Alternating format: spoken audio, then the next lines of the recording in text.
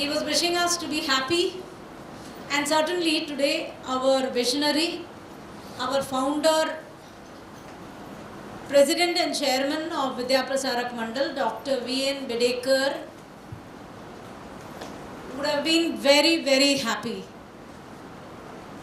So we are, I think, prepared. The question was raised that are we ready? हम ready होना चाहिए. I think we have started in that direction. Yes? Yes or no? Yes. So Dr. V.N. Bedekar, whose statue you can see near the large front staircase, has been instrumental in having all these institutions. Today you find so large buildings in this place. It was a marshy land fit for nothing.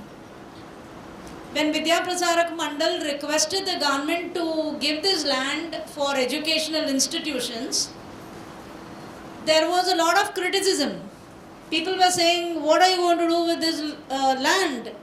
What can come up in this? So it was such negative propaganda and criticism, but all that have been false, that have been defeated. Now all these tall buildings stand to the testimony of the confidence, of the complete passion in having these institutions here, because in Thane there were no educational institutions. People had to go to Mumbai, and that prompted the initiative. We are absolutely thankful to Dr. V.N. Bedekar being our visionary and being an inspiration and a guiding soul in all our activities, and it is in his name that this lecture has been organized. I am very thankful to Dr. Mali for having found time to be here. I know very well how busy he is. Thank you so much. Thank you, dear students. And eye-opening session we will say. मी अगदी खात्रीने सांगू शकते की इथे उपस्थित प्रत्येक व्यक्ती अगदी मंत्रमुग्ध होऊन तुम्हाला ऐकत होती. 2 तास झाले हे खरंच आम्हाला जाणवलं नाही सर. खरंच खूप खूप आभार. सर, विथ युअर परमिशन आपण काही क्वेश्चन्स असतील तर घेऊया. Yes, quick question answer round please. Thank you, sir, for the information you have given to us. I have one question. There is a lot of cyber crimes are happening, but when we are going to police station for any crime, even the phone number is there, but they are never caught by the police. Even there is a lot of police stations are there, police are there. Even for a big amount, I don't know, but small amounts also, there is telephone number we are providing to them, but they are never caught. So can you give the reason for that one? Why they are not they are not finding out those culprits? Your understanding or our understanding of cyber criminals is there's one person sitting somewhere and doing a fraud. It's not so case. It's a gang.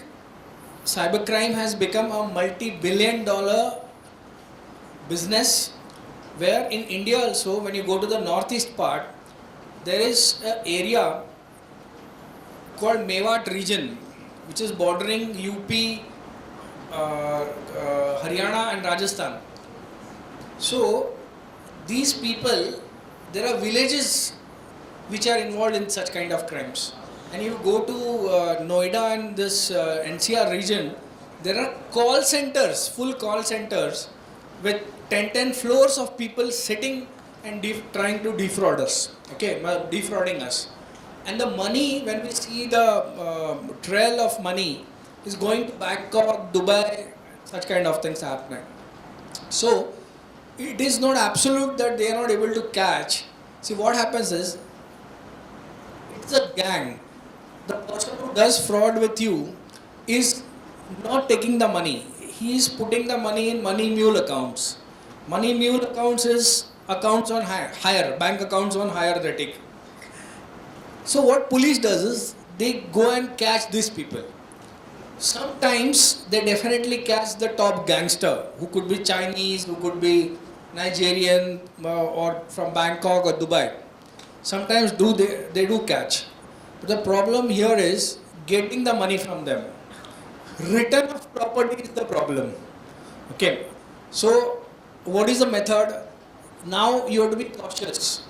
1930 you call once you know the fraud.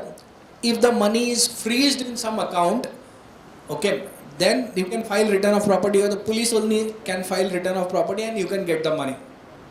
Rest money you can get when they are arrested and some recovery is done. If recovery is not done, then you have to wait till the decision happens. But I am completely agreeing with you.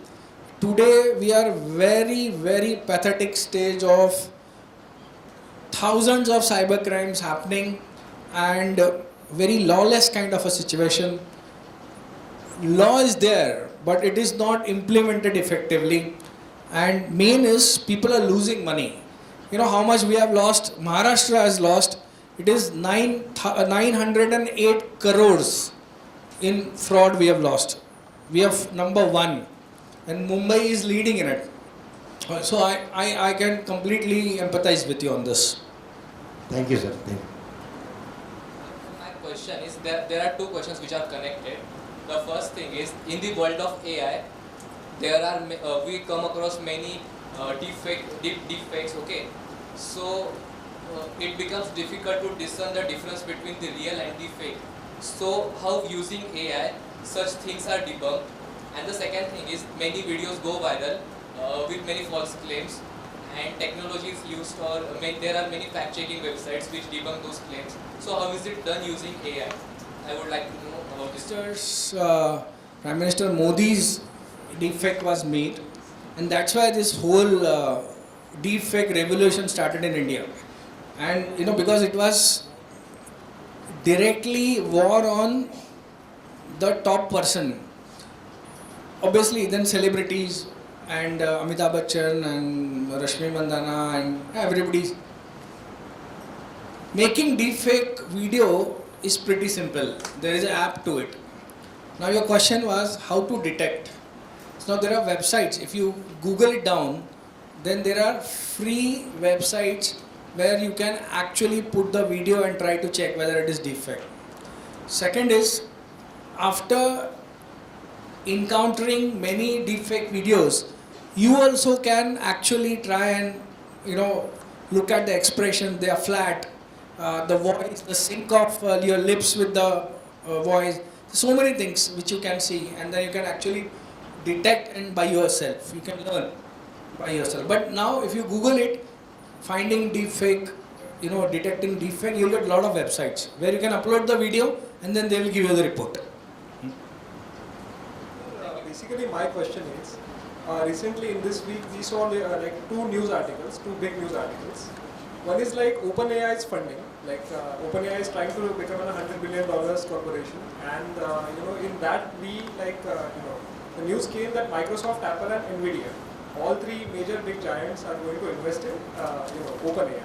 Second news which we saw is that in Philippines, like many call centers are instead of hiring employees, they are using artificial intelligence for call center purposes and that kind of things. We all know that every revolution, like every like whether it is industrial revolution or any other revolution, it has ended some kind of jobs, but ended up creating new jobs. So what kind of new jobs this AI revolution will going to create in the future? And or otherwise, like in the Panchatantra, as we saw that four Brahmins, they are going and they saw a skeleton of a lion and they ended up making that lion alive. So are we going into that kind of a self-destructive mode? Humanity is with certain use of AI is okay, but are we crossing a boundary with AI? See now, what kind of jobs is a future to answer?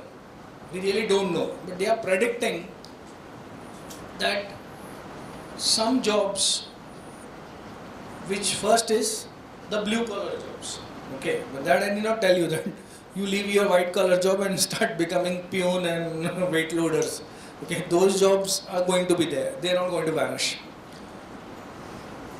Certain jobs where AI needs to be trained AI needs to be audited, AI needs to be regulated, these jobs will still be existing. Okay, the regulation of AI, training of AI, updation of AI, then finding errors of AI, so many things will come, but they won't be mass jobs. Okay, so that's why it started with that they are thinking about universal kind of payment and all this. But let's wait and see, they are also applying brakes to AI because humanity is not ready to get all this immediately.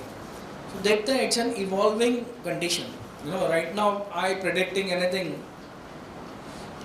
it will be too early. Let's wait.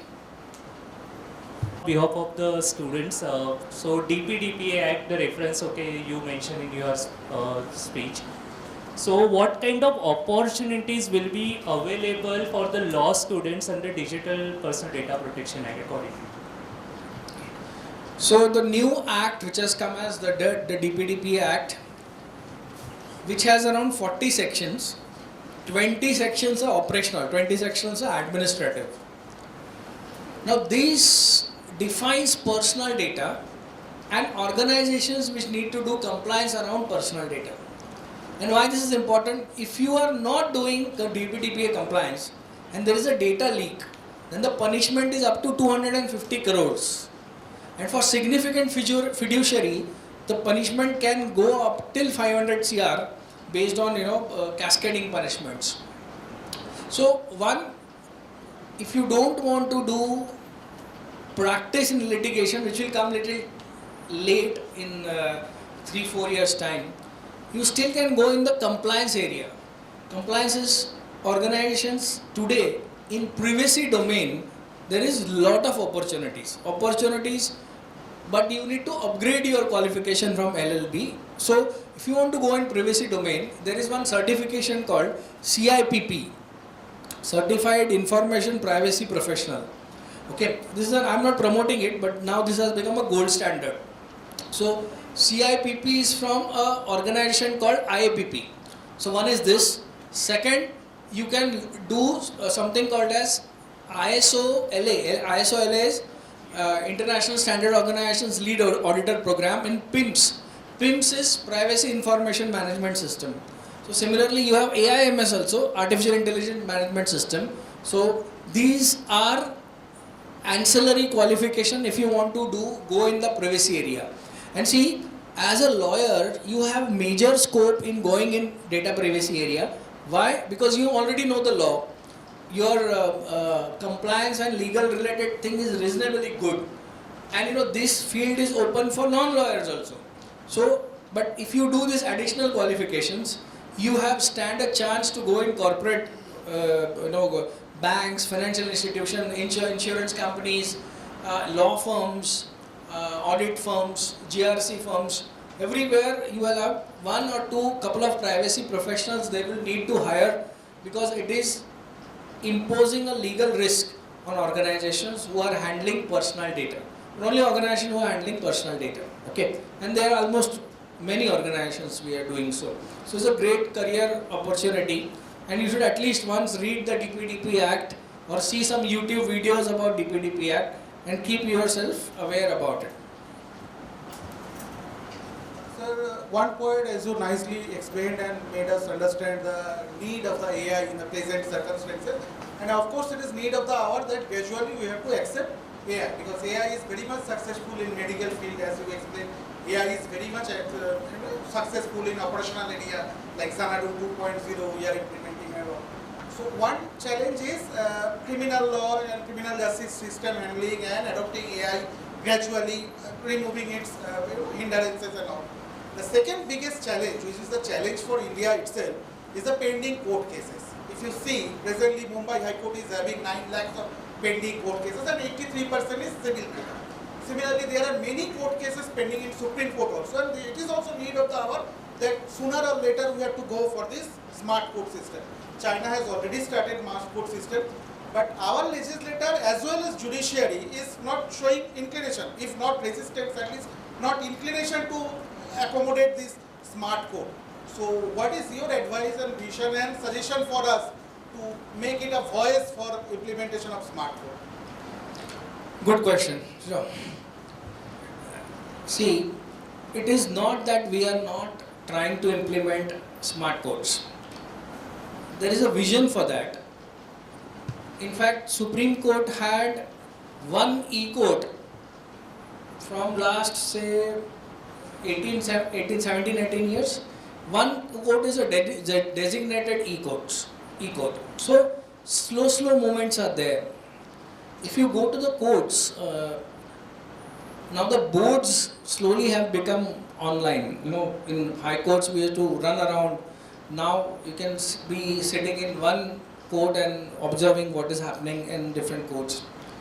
E-courts app, if you see, e-courts app, they are trying to integrate some AI in it. Okay, so India is a big country and with big issues, big demographical issues. So should they implement smart codes like thing? Yes. Are they doing? Yes. Steps have started. I'll tell you, IT Act, the Principal Act, it has got rules, IT rules. In the intermediary rules, the appeal in the intermediary rules by the intermediaries is online, completely done to be done online. It is common rules. What they have done is, you know why I know it, because that was my suggestion to the minister then, and it was adopted in a haphazard manner. It was an online, ये रात में rules है, रात में लिख दिया. We see how haphazard India works. उसमें लिख दिया कि this has to be done online. How to do कुछ नहीं लिखा. Okay, but they have evolved. India में क्या है, कुछ भी online है ना, कर लेते हैं हम लोग. Sharp brains, you know, जुगाड़ू brain जो अपना है, online चीज कुछ भी कर लेते हैं हम लोग. तो बना लिया हम लोग ने, एक board बनाया. They have kept people across the country, and they will come online on Zoom वाला type meeting, and they want to do that. Okay, so आ रहा है. Let me tell you कि lawyers इतना comfortable हो गया था ना online court से, कोर्ट में जाने को अच्छा नहीं लगता था. Some people, they were not liking it because see, it was good for us. I sitting here was appearing for TD SAT in Delhi. यहाँ बैठ के appear होता था. In various courts I used to appear, you know, where people wanted my expert arguments. तो मेरे लिए अच्छा था. I was so happy उसके लिए जाने का आने का. Sometimes it is fun to go to the courts, but when you want to appear at multi-location and you have filed various cases, then e-courts helps. And तो कर रहे हैं हम लोग. कोविड के टाइम पे our judiciary showed कि हम जल्दी से कर सकता है. E-courts on all this showed. तो उसको smart courts में convert कर देंगे हम लोग. Okay, don't worry. I want to know the use of the AI in law colleges, and do you think the law teacher job is under danger? A teacher's role, मतलब, if you ask me, I am a teacher by heart, you know, and teaching is my passion. I can keep talking for hours together. तो मुझे ऐसा लगता है कि what a teacher can deliver to the students in person, in body, mind and soul, AI cannot deliver. Okay. See, many a times you come to the classroom because of teacher. Many a times you come to a classroom because your teacher is seeing you. AI कुछ नहीं देख रहा है तुमको. Okay. I still, in my personal capacity, I like physical delivering of session. Online में अभी भी until it is government or some big institution में जाता ही नहीं हूँ. मैं online बोलेगा webinar का, because it's a tick mark thing for many organizations. Online webinar करो, किसी को बुलाओ, होता नहीं है. So it should not come to the job of teachers, but it will aid. I feel that teachers should evolve and take help of AI tools to enrich students. अभी हमको वो करना ज़रूरी हो गया कि AI tools use करके enrich करें. मतलब I'm still missing those boards which have been intelligent boards, जो smart boards जो आता है, वो law colleges में आना चाहिए. मतलब मुझे ऐसा लग रहा है कि देखो वो यूट्यूबर्स जो स्मार्ट बोर्ड्स यूज़ करते हैं ना, वो टाइप का बोर्ड्स वी शुड गेट. मतलब law colleges should get, Bombay university colleges should get. And उसमें क्या होता है कि you can show raw feed, एकदम लाइव फीड बता सकते हैं कि टुडे इमीडिएटली सर्च कि आज कोर्ट में क्या हुआ है, कोर्ट में you can show them a live court कि what Justice Chandrachud is saying, CJ is saying, or somebody has said, and actually talking, showing them that see what he said, what was Sybil's argument, what did the Attorney General say, तुरंत एकदम real life बता सकते हैं. सो हम लोग भी tools use करके अगर करेंगे तो वो अपने लिए I feel that would be the AI को एजुकेशन में यूज़ करेंगे तो काफ़ी अच्छा. आणखी अजून क्वेश्चन्स आहेत, सरांशी खूप बोलायचं आहे पण आपल्याला वेळेची मर्यादा आहे, सरांना दुसरे कमिटमेंट्स आहेत. लिंक्डइन वरती, फेसबुक, इंस्टाग्राम वरती कनेक्ट व्हा, तिकडे तुमचे काही प्रश्न असतील तर विचारू शकता.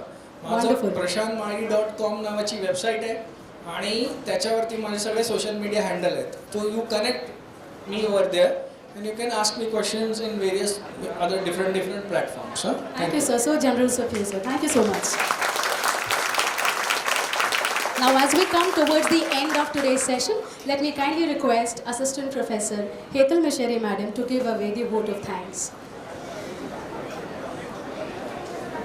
Feeling gratitude and not representing it is like wrapping a present and not giving it. Though these are the words of famous author William Arthur, but I think that this is the feeling of all of us for the day. Chairman, DPM, TMC Law College, Dr. Bedekar sir, the dignitaries on the dais, our esteemed guest for the day, Principal Madam, my seniors, colleagues, and all the fraternities, those who are present over here, I take this privilege to present this vote of thanks.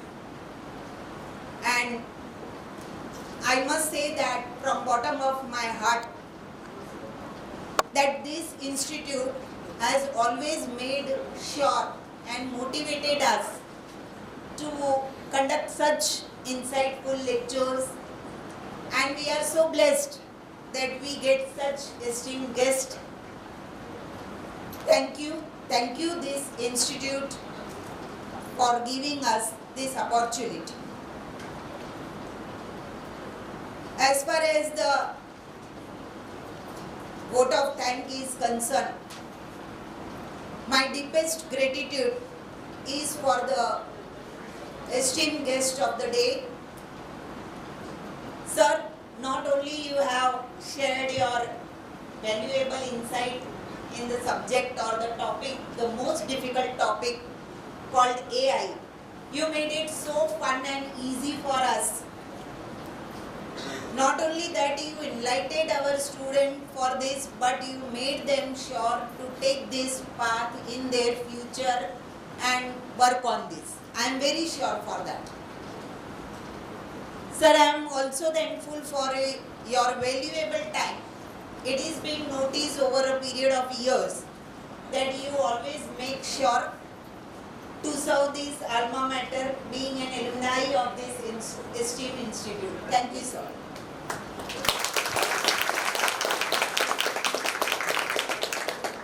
Nothing happens overnight. When you want to do something big, then we'll start rotating from the weeks ago, and for that you require planning and bird eye view. We are very privileged that we have such bird eye wale personalities with us, our hard working Principal Madam, Vak sir, my all the dear colleagues who all know their job well and who had made this event successful with their work. Kamat Madam for the comparing, and all our colleagues, those who have worked in one or the other way. All the non-teaching staff for their cooperation to make this work successful and smooth. Thank you all.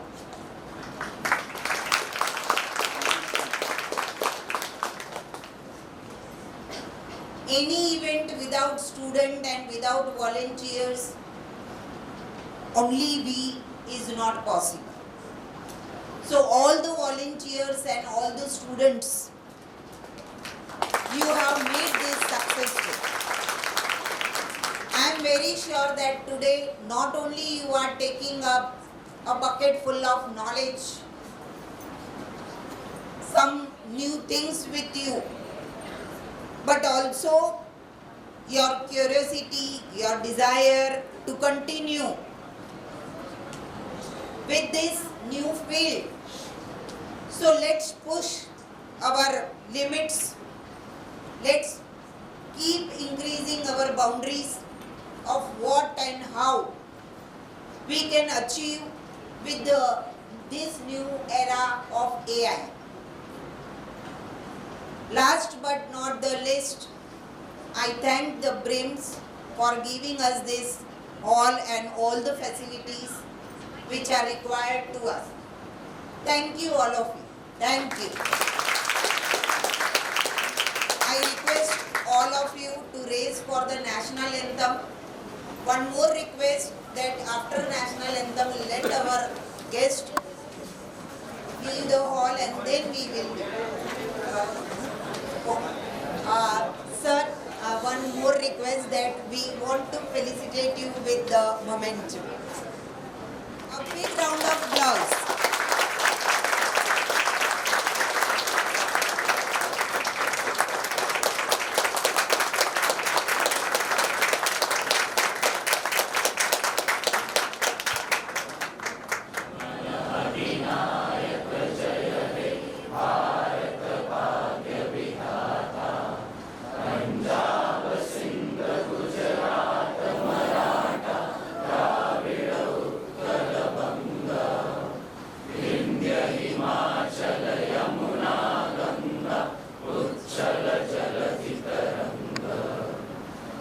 Shubha